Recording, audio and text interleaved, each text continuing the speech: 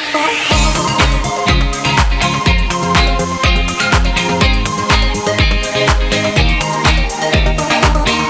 Morning everyone, welcome back to the online study of maths Divine. आज हम Hindi first में chapter number 10 start करेंगे और चैप्टर नेम है आपका कामचोर। इस चैप्टर की लेखिका हैं इस्मत चुगताई। इस्मत चुगताई का जन्म 21 जुलाई 1915 ईस्वी को उत्तर प्रदेश के बदायूं जनपद में हुआ। इन्हें इस्मत आपा के नाम से भी जाना जाता है। ये उर्दू साहित्य की सर्वाधिक विवादास्पद और सर्वप्रथम लेखिका थी। इनका निधन 24 अक्टूबर सन 1991 ईस्वी में हुआ। अपनी रचनाओं के लिए इन्हें गालिब पुरस्कार, साहित्य अकादमी पुरस्कार, इकबाल सम्मान, मखदूम अवार्ड, नेहरू अवार्ड आदि से सम्मानित किया जा चुका है।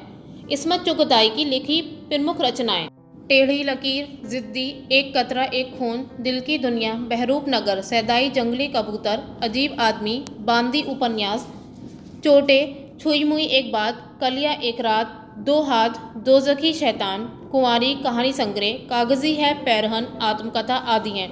इनकी कहानियाँ के अनुवाद अंग्रेज़ी में भी प्रकाशित हुए हैं। इनकी कहानियों के अनुवाद अंग्रेज़ी में भी प्रकाशित हुए हैं। ओके स्टूडेंट्स, चैप्टर स्टार्ट करने से पहले हम चैप्टर के बारे में समझ लेते हैं कि चैप्टर में क्या क्या रखा है। हास्य कला व्यक्ति के अंदर की एक अद्भुत प्रतिभा है। जो हास्य कला होती है, किसी को हंसाने की कला, ये व्यक्ति के अंदर की एक अद्भुत प्रतिभा है जिसके माध्यम से लेखक किसी विषय को लेकर पाठक तक हंसते हंसते अपना संदेश पहुंचाता है। ये संदेश सामाजिक, आर्थिक, राजनीतिक किसी भी क्षेत्र का हो सकता है। घर के बच्चों का ही विषय उठा लीजिए, यदि उनमें शुरू से ही अपने काम को स्वतः मतलब खुद करने की आदत नहीं डाली गई तो आगे चलकर वे काम उनके लिए समस्या का विषय बन जाते हैं। कोई भी काम उनके द्वारा सही तरीके से नहीं हो पाते, जिनके लिए उन्हें ही जिम्मेदार ठहराया जाता है। दरअसल इन सभी समस्याओं के लिए जिम्मेदार बच्चे नहीं बल्कि बड़े होते हैं, जो बच्चों में कार्य के प्रति अक्षमताएं पैदा करते हैं कि वो ये काम नहीं कर सकते।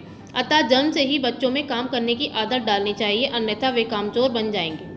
तो हमें बचपन से ही काम करने की आदत डालनी चाहिए, जिससे हम बड़े होकर कामचोर न बने। बचपन से ही हमें काम करने की आदत पड़ जाएगी तो हम हर काम को अच्छे से कर लेंगे। Okay, now let's start our chapter. थोड़ी देर के वाद विवाद मतलब बहस के बाद ये तय हुआ कि सचमुच नौकरों को निकाल दिया जाए। आखिर ये मोटे मोटे किस काम के हैं? मोटे मोटे बच्चों को कहा गया है। हिलकर पानी नहीं पीते, इन्हें अपना काम खुद करने की आदत होनी चाहिए। कामचोर कहीं के, तुम लोग कुछ नहीं करते, इतने सारे हो और सारा दिन उधम मचाने के सिवा कुछ नहीं करते। अब देखिए, इस बेस पर आपको एक क्वेश्चन दे रखा है साइड में। ये मोटे मोटे किस काम के हैं, किनके बारे में कहा गया है? ये लाइन कही गई है अपने बच्चों के बारे में। बच्चों के बारे में कहा गया है कि वो मोटे मोटे हैं बहुत और दिन भर कुछ काम नहीं करते, कामचोर हो गए। आगे बढ़ते हैं अब चैप्टर में। और सचमुच हमें ख्याल आया कि हम आखिर काम क्यों नहीं करते। हिलकर पानी पीने में अपना क्या खर्च होता है, इसलिए हमने तुरंत मतलब फ़ौरन हिल हिलाकर पानी पीना शुरू किया। हिलने में धक्के भी लग जाते हैं और हम किसी के दबेल तो थे नहीं कि किसी से दबे हुए तो थे नहीं कि कोई धक्का दे तो सह जाए। लीजिए, पानी के मटकों के पास ही घमासान युद्ध हो गया। सुराहियाँ उधर लुढ़की, मटके इधर गए, कपड़े भीगे सो अलग। ये भला काम करेंगे? अम्मा ने निश्चय किया। करेंगे कैसे नहीं? देखो जी, जो काम नहीं करेगा उसे रात का खाना हरगिज़ नहीं मिलेगा, समझे? ये लीजिए, बिल्कुल शाही फरमान जारी हो रहे हैं। हम काम करने को तैयार हैं, काम बताए जाएं। हमने दुहाई दी। बहुत से काम हैं जो तुम कर सकते हो। मिसाल के लिए ये दरी कितनी मैली हो रही है, आंगन में कितना कूड़ा पड़ा है, पेड़ों में पानी देना है। और भाई मुफ्त तो ये काम करवाए नहीं जाएंगे, तुम सबको तनख्वाह मिलेगी। अब्बा मियाँ ने कुछ काम बताए और दूसरे कामों का हवाला भी दिया। माली को तनख्वाह मिलती है अगर सब बच्चे मिलकर पानी डाले तो। अब देखिए, इस पैराग्राफ के बेस पर आपको एक क्वेश्चन दे रखा है साइड में। माली को तनख्वाह किस लिए मिलती है? माली को तनख्वाह पेड़ों की जो बागीचा होता है उसकी देखभाल करने के लिए, उसमें पानी वगैरह डालने के लिए मिलती है। खुदा के लिए नहीं, घर में बाढ़ आ जाएगी, अम्मा ने याचना की। फिर तनख्वाह के सपने देखते हुए हम लोग काम पर तुल गए। एक दिन फर्शी दरी, जो फर्श पर बिछने वाली दरी होती है, तो फर्शी दरी पर बहुत से बच्चे जुट गए और चारों ओर से कोने पकड़कर झटकना शुरू किया। दो चार ने लकड़ियाँ लेकर धुआंधार पिटाई शुरू कर दी। अब देखिए, इस बेस पर आपको एक क्वेश्चन दे रखा है साइड में। बच्चों ने एक दिन लकड़ियाँ लेकर किसकी धुआंधार पिटाई की? फर्शी दरी की, जो फर्श पर बिछने वाली दरी होती है उसकी धुआंधार पिटाई की लकड़ी से। अब आगे देखते हैं चैप्टर। सारा घर धूल से अट गया, खांसते खांसते सब बेदम हो गए। सारी धूल जो दरी पर थी, जो फर्श पर थी, सबके सिरों पर जम गई, नाकों और आंखों में घुस गई। बुरा हाल हो गया सबका। हम लोगों को तुरंत आंगन में निकाला गया। वहाँ हम लोगों ने फौरन झाड़ू देने का फैसला किया। झाड़ू क्योंकि एक थी और तनख्वाह लेने वाले उम्मीदवार बहुत, मतलब तनख्वाह लेने के लिए बच्चे बहुत थे कि कौन झाड़ू लगाए, किसे तनख्वाह मिले। इतने क्षण भर में मतलब थोड़ी ही देर में झाड़ू के पुर्जे उड़ गए। जितनी सीखे जिसके हाथ पड़ी वह उनसे ही उल्टे सीधे हाथ मारने लगा। अम्मा ने सिर पीट लिया। भाई ये बुजुर्ग काम करने दे तो इंसान काम करे, अब जरा जरा सी बात पर टोकने लगे तो बस हो चुका काम। असल में झाड़ू देने से पहले जरा सा पानी छिड़क लेना चाहिए। बस ये ख्याल आते ही तुरंत फर्श पर पानी छिड़का गया। एक तो वैसे ही धूल से अटी हुई थी, पानी पड़ते ही सारी धूल कीचड़ बन गई। अब सब आंगन से भी निकाले गए। तय हुआ कि पेड़ों को पानी दिया जाए। बस सारे घर की बाल्टियां, लोटे, तसले, भगोने, पतीलियां लूट ली गईं। जिन्हें ये चीज़ें भी ना मिली वे डोंगे, कटोरे और गिलास ही ले भागे। अब देखिए क्वेश्चन दे रखा है आपको इस बेस पर साइड में, तसले, भगोने और बाल्टियां लेकर सब लोग कहाँ टूट पड़े। तसले, भगोने और बाल्टियां लेकर सब लोग पेड़ों को पानी देने के लिए टूट पड़े। अब आगे बढ़ते हैं चैप्टर में। अब सब लोग नल पर टूट पड़े। यहाँ भी वह घमासान मची कि क्या मजाल जो एक बूंद पानी भी किसी के बर्तन में आ सके। ठूसम ठास, किसी बाल्टी पर पतीला और पतीले पर लोटा और भगोने और डोंगे के चले, फिर कोहनियाँ और उसके बाद बर्तन। फौरन बड़े भाइयों, बहनों और दमदार मौसियों, फूफियों की कुमक भेजी गई। फौज मैदान में हथियार फेंक कर पीठ दिखा गई। इस तरीके से सब में लड़ाई हो गई। तो फिर मौसी को, बड़े भाइयों को भेजा गया और फिर वो लोग जो थे सारे बच्चे हथियार फेंक कर, मतलब सारे बर्तन फेंक कर भाग गए वहाँ से। इस धींगा मुश्ती में, मतलब धक्का मुक्की में कुछ बच्चे कीचड़ में लथपथ हो गए, जिन्हें नहलाकर कपड़े बदलवाने के लिए नौकरों की वर्तमान संख्या काफ़ी नहीं थी। पास के बंगलों से नौकर आए और 4 आना प्रति बच्चा के हिसाब से नहलवाए गए। अब देखिए इस बेस पर आपको एक क्वेश्चन दे रखा है, बच्चों को नहलाने के लिए कहाँ से नौकर बुलाए गए। बच्चों को नहलाने के लिए वर्तमान संख्या जो थी वहाँ उनके घर के नौकरों की वो काफ़ी नहीं थी, वो कम थे नौकर, इसलिए पास के बंगलों से नौकर बुलाया गया और उन्हें 4 आना, हर एक बच्चे का 4 आना दिया गया है नहलाने के लिए। अब आगे बढ़ते हैं चैप्टर में। हम लोग कायल हो गए कि सचमुच ये सफाई अपने बस की बात नहीं और ना पेड़ों की देखभाल हमसे हो सकती है। कम से कम मुर्गियाँ ही बंद कर दें। बस शाम ही से जो बास, छड़ी, हाथ पड़ी लेकर मुर्गियाँ हाँकने लगे। चल दड़बे दड़बे, पर साहब मुर्गियों को भी किसी ने हमारे विरुद्ध भड़का रखा था। ऊट पटांग इधर उधर कूदने लगी। 2 मुर्गियाँ खीर के प्यालों जिन पर आया चांदी के वर्क लगा रही थी दौड़ती फड़फड़ाती हुई निकल गईं। अब देखिए इस बेस पर आपको एक क्वेश्चन और दे रखा है साइड में। आया खीर के प्यालों पर क्या लगा रही थी। आया खीर के प्यालों पर चांदी के वर्क लगा रही थी। अब आगे देखते हैं चैप्टर। तूफान गुजरने के बाद पता चला कि प्याले खाली हैं और सारी खीर दीदी के कामदानी के दुपट्टे और ताज़े धुले सिर पर लगी हुई है। एक बड़ा सा मुर्गा अम्मा के खुले हुए पानदान में कूद पड़ा और कत्ते चूने में लुथड़े हुए पंजे लेकर नानी अम्मा की सफ़ेद दूध जैसी चादर पर छापे मारता हुआ निकल गया। एक मुर्गी दाल की पतीली में छपाक मारकर भागी और सीधी जाकर मोरी में इस तेजी से फिसली कि सारी कीचड़ मौसी जी के मुंह पर पड़ी, जो बैठी हुई हाथ मुंह धो रही थी। इधर सारी मुर्गियां बेनकेल का ऊँट बनी चारों तरफ दौड़ रही थीं। एक भी दड़बे में जाने को राजी न थी। इधर किसी को सूजी की बकरीद के लिए भेड़ें आई हुई हैं, लगे हाथों उन्हें भी दाना खिला दिया जाए। दिन भर की भूखी भेड़ें दानों का सूप देकर जो सबकी सब झपटी तो भागकर जाना कठिन हो गया। लष्टम पष्टम तख्तों पर चढ़ गईं, पर भेड़ चाल मशहूर है। उनकी नज़र तो बस दाने के सूप पर जमी हुई थी।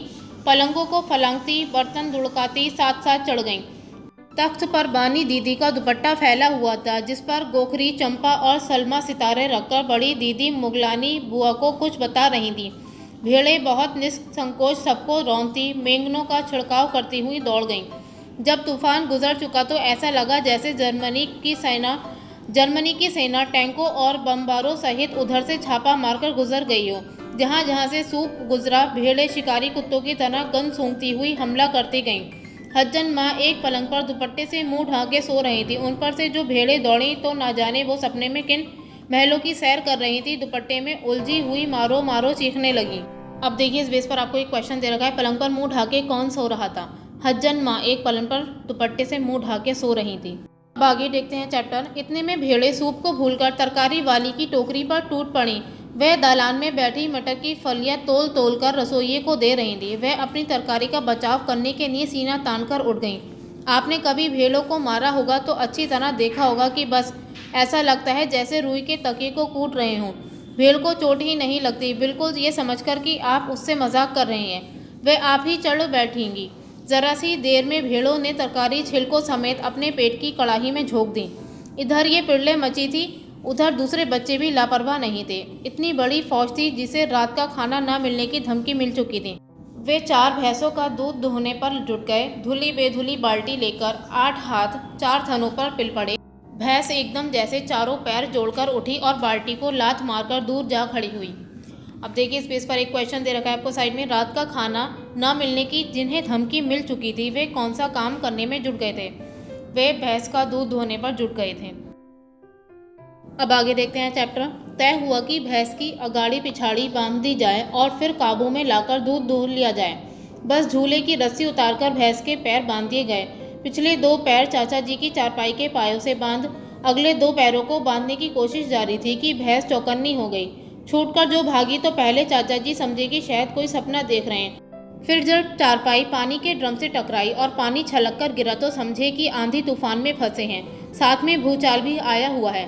फिर जल्दी ही उन्हें असली बात का पता चल गया और वह पलंग की दोनों पट्टियां पकड़े बच्चों को खुला छोड़ देने वालों को बुरा भला क्या सुनाने लगे।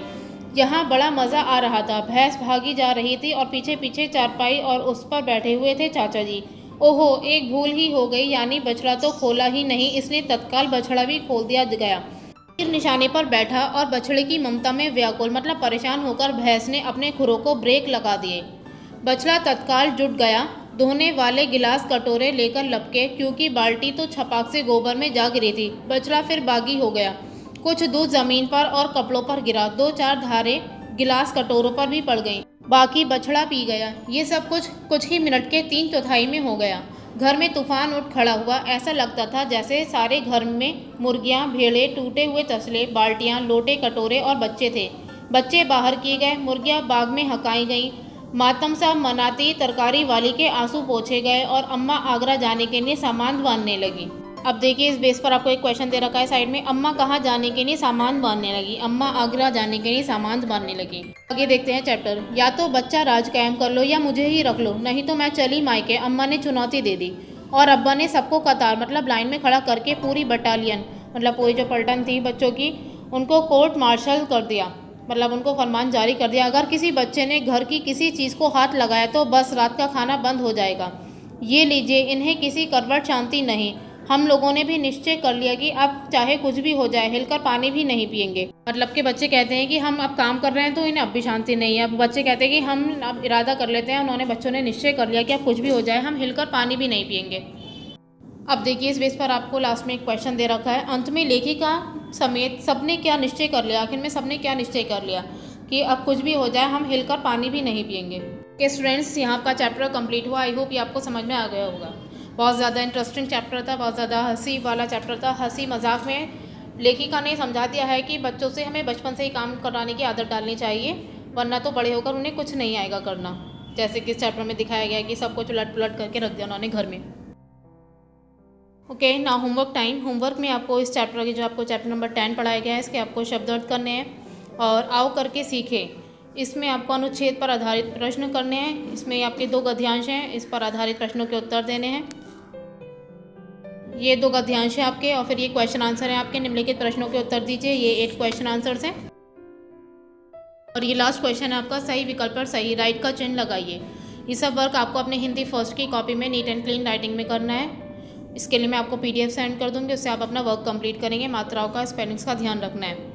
एक्सरसाइजेस बुक में फिल करनी है। ये गद्यांश पर आधारित प्रश्न ये भी आप बुक में ही फिल कर लीजिएगा और टिक राइट ये आपको बुक में फिल करने हैं। क्वेश्चन आंसर और शब्द अर्थ ये आपको अपनी कॉपी में करने हैं। ओके, और ये सब वर्क कंप्लीट करके कल सुबह 8:30 बजे से पहले आप मुझे सेंड कर देंगे। Okay, thank you and have a nice day.